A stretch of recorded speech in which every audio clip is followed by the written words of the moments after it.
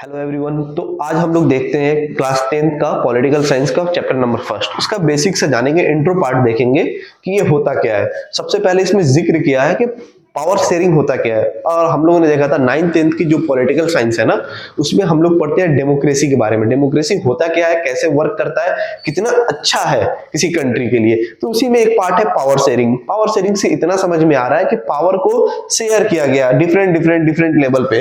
अगर हम आपको बता दें कि जब भी हम डेमोक्रेसी में आते हैं और पूरी सत्ता की लड़ाई पावर की लड़ाई है, ठीक। ये पावर को ये शेयर ही ना करे तो फिर डिक्टेटरशिप में, मोनार्की में फर्क क्या है, जिसमें राजा जो थे उनके पास पावर थी।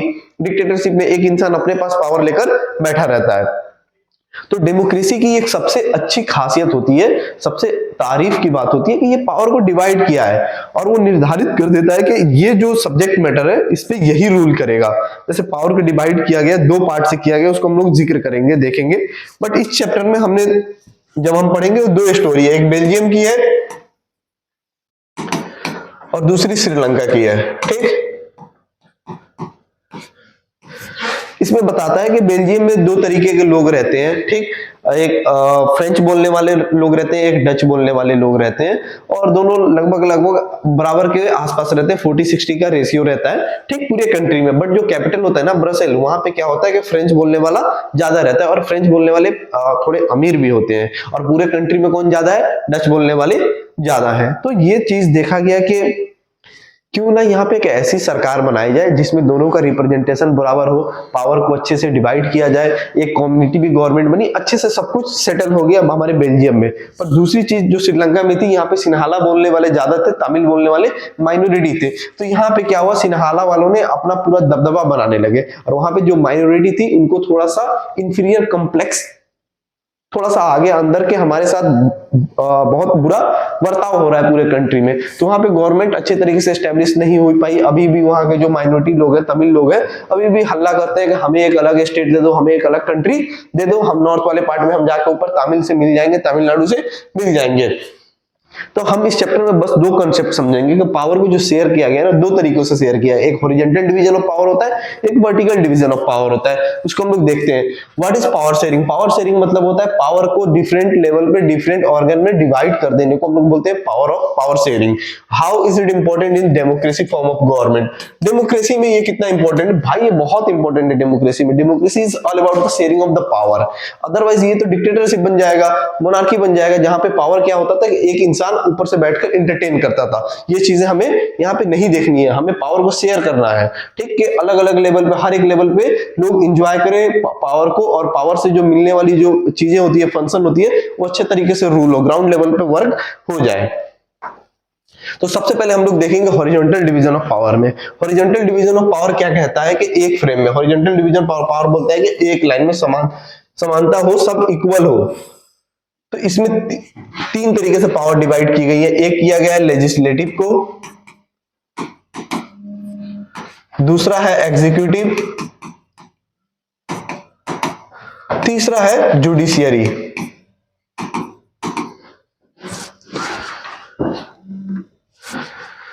अब देखिए, ये एक तीर जो बना होता है ना, ये एक दूसरे को चेक करते रहते हैं। जैसे लेजिस्लेटिव को पावर दे दिया गया है लॉ मेकिंग को, ठीक। लेजिस्लेटिव का काम क्या है? ये लॉ बनाता है, लॉ मेकिंग काम इसका है, ठीक। लेजिस्लेटिव में कौन आते हैं, हमने पहले ही जानते हैं, हमें लोकसभा, राज्यसभा, जो लॉ बनाने का काम करते हैं। फिर आता है एग्जीक्यूटिव। ये क्या करता है? लॉ को इन्फोर्स कराता है, कि जो भी लॉ बनी उसको इन्फोर्स करना है। इसमें कौन होते हैं? इसमें भी दो लेवल पे होते हैं, एक नेशनल लेवल पे और एक स्टेट लेवल पे। नेशनल लेवल पे कौन होते हैं? President, vice president, prime minister और कैबिनेट मिनिस्टर वगैरह हो गए। उसके बाद नौकरशाह अधिकारी, एडमिनिस्ट्रेटिव, जो पुलिस, आईपीएस वगैरह, ये सब भी इसमें आते हैं। इसमें कौन हो गए? गवर्नर, सीएम, कैबिनेट मिनिस्टर, ठीक। और स्टेट के जो इंडिपेंडेंट मिनिस्टर होते हैं वो लोग। और जुडिशरी में आप लोगों को पता है supreme court, high court, district court, ठीक। तो हमने देखा कि यहाँ पे क्या होता है कि लेजिस्लेटिव को लॉ बनाने की पावर है, एग्जीक्यूटिव को लॉ इन्फोर्स कराने की पावर है, और तीसरा होता है जुडिशियरी। जो भी ये लोग लॉ बनाते हैं ना, उसको ये चेक करता है। तो इस पूरे फॉर्म को बोलते हैं, इसको तो ऑर्गन ऑफ गवर्नमेंट भी बोलते हैं, जो तीनों होते हैं, लेजिस्लेटिव, एग्जीक्यूटिव और जुडिशियरी। इसमें कोई किसी से बड़ा नहीं है, इसलिए इनको एक बराबर में लिखा गया। और तीर जो ये दिखा रहा है ना दोनों साइड, लेजिस्लेटिव एग्जीक्यूटिव को चेक करेगा, एग्जीक्यूटिव लेजिस्लेटिव को चेक करेगा, लेजिस्लेटिव जुडिशियरी को चेक करेगा, जुडिशियरी लेजिस्लेटिव को चेक करेगा। बट ये चीज देखिएगा कि ये लेजिस्लेटिव और एग्जीक्यूटिव कहीं ना कहीं मिला हुआ है।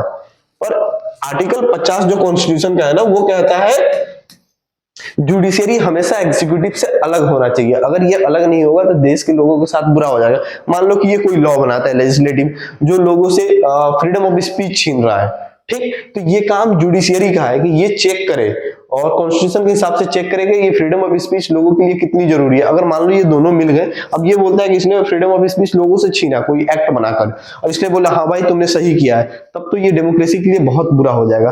तो जितना लेजिस्लेटिव और एग्जीक्यूटिव दूरी बनाकर रखे, उतना कंट्री के पीपल के लिए बेनिफिट में होगा, ठीक। तो हमें ये चीज समझना है।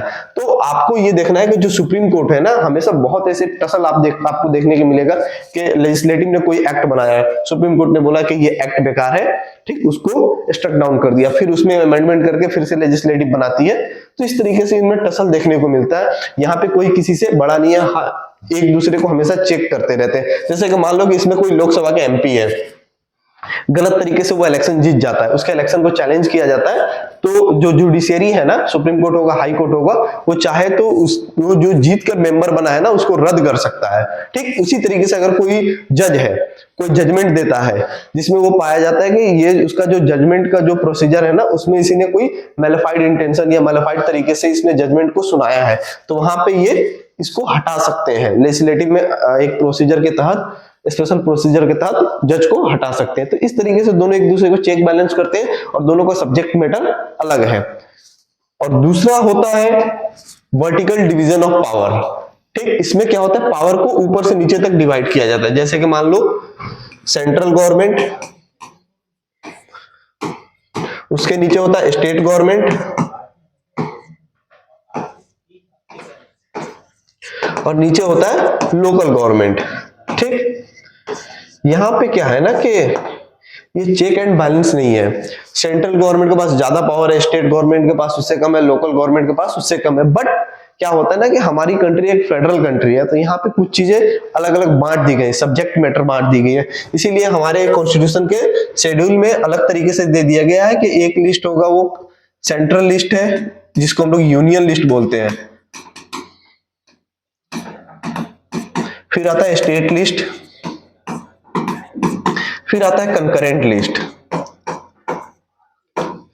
एग्जाम्पल के तौर पे हम आपको बता दें, यूनियन लिस्ट में जो भी सब्जेक्ट मैटर है ना, उस पे किसका पावर है, सेंटर का पावर है। स्टेट का पावर किस पे है, स्टेट लिस्ट पे है। कंकरेंट लिस्ट में दोनों का पावर है, दोनों का पावर है, स्टेट का भी और सेंटर का भी, पर मेन डिसीजन किसका होगा, सेंटर का होगा, ठीक। तो एक एग्जांपल ले लेते हैं, जैसे स्टेट लिस्ट में आने वाली चीजें क्या होगी, पुलिस, ठीक। जैसे आपने सुना होगा Bihar police, UP police, Punjab police, कभी सुना है इंडिया पुलिस। तो इसी तरीके से जो पुलिस से लेकर उनकी भर्ती होगी, इनको क्या सैलरी होगी, क्या वेतन होगा, किस तरीके से वर्क करेंगे, वो स्टेट गवर्नमेंट के हाथ में होता है। सेम तरीके से आप मान लो डिफेंस की बात आ गई, ठीक। तो डिफेंस होता है नेशनल का। कभी देखा है कि इंडियन नेवी सुना होगा, इंडियन आर्मी सुना होगा, कभी सुना है बिहार आर्मी, बिहार का नेवी, यूपी का नेवी, ये चीजें नहीं होती। तो डिफेंस वाला पार्ट किसके पास है, यूनियन के पास है। और कुछ ऐसे सब्जेक्ट मैटर आते हैं जो कंकरेंट में, जैसे टैक्स और ट्रेड वगैरह को लेकर कुछ चीजें सब्जेक्ट मैटर कंकरेंट में आती है, जो दोनों मिलकर उस पर डिसीजन को लेते हैं। और लोकल लेवल के गवर्नमेंट होती है, इनको कुछ सब्जेक्ट मैटर दे दिया जाता है, उनका काम वहीं तक होता है और वो स्टेट गवर्नमेंट के हिसाब से काम करते हैं। तो आज के लिए बस इतना ही, जिसमें हमने समझा हॉरिजॉन्टल डिवीजन ऑफ पावर और वर्टिकल डिवीजन ऑफ पावर के बारे में।